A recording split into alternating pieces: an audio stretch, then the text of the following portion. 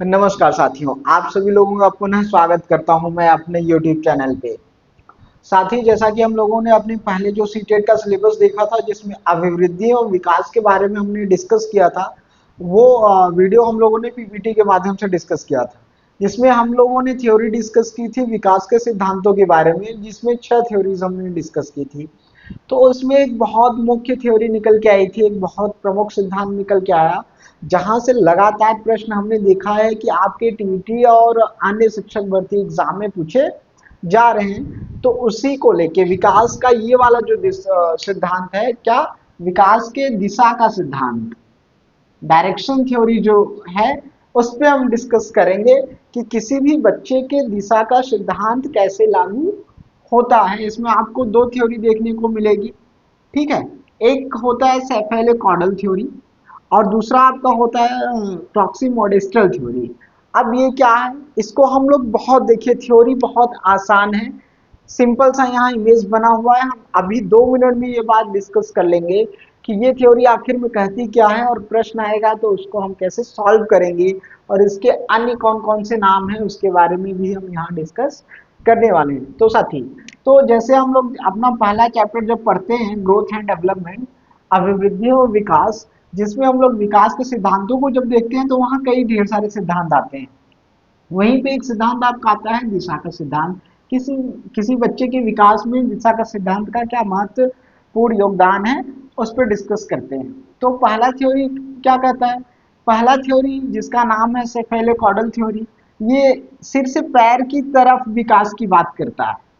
ये थ्योरी कहता है कि किसी भी बच्चे का जो विकास है, मान लेते हैं ये कोई आपका बच्चा है, ये थ्योरी आपकी कहती है कि किसी भी बच्चे का विकास, सर्वप्रथम उसका सिर का विकास होता है। क्या होता है, उसके सिर का विकास होता है, तत्पश्चात उसके धड़ का निर्माण होगा और अंत में आपका पैर का निर्माण होगा। इस तरीके से विकास की बात सेफेलोकॉडल थ्योरी कहती है। सेफेलोकॉडल थ्योरी कहती है कि बच्चे का जो विकास होता है, जो संवेदना सर्वप्रथम आती है, वो ऊपर की तरफ आती है, अर्थात सिर की तरफ आती है।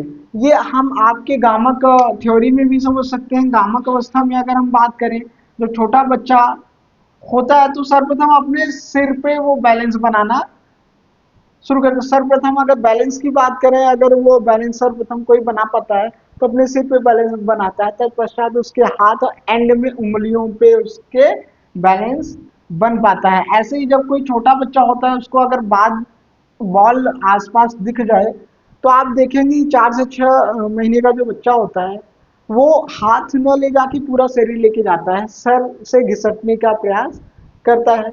वो इसी थ्योरी के अकॉर्डिंग करता है। इस थ्योरी के अकॉर्डिंग सर्वप्रथम आपके सर का विकास होता है ना, उसके बाद आपका धड़ का विकास होगा और एंड में आपके पैर का निर्माण होता है। ये सेफेलोकॉडल थ्योरी कहलाती है। आपको टीईटी के एग्जाम में 2017 के प्रश्न पत्र पे ये सीधे सीधे प्रश्न पूछा गया है।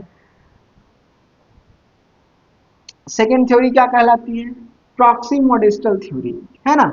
ये थ्योरी कहती है कि अंदर से बाएं की तरफ किसी भी बच्चे का विकास होता है, अर्थात सर्वप्रथम बीच का मध्य भाग बच्चे का निर्माण होता है, उसके पश्चात आपके अगल बगल के भाग का निर्माण होता है। अर्थात पहले आपके धड़ के बीच की धड़कन वगैरह का निर्माण होता है, एंड में आपके बाह, भुजा और उंगलियों का निर्माण हो पाता है। ये दूसरी थ्योरी कहती है अंदर से बाहर की तरफ।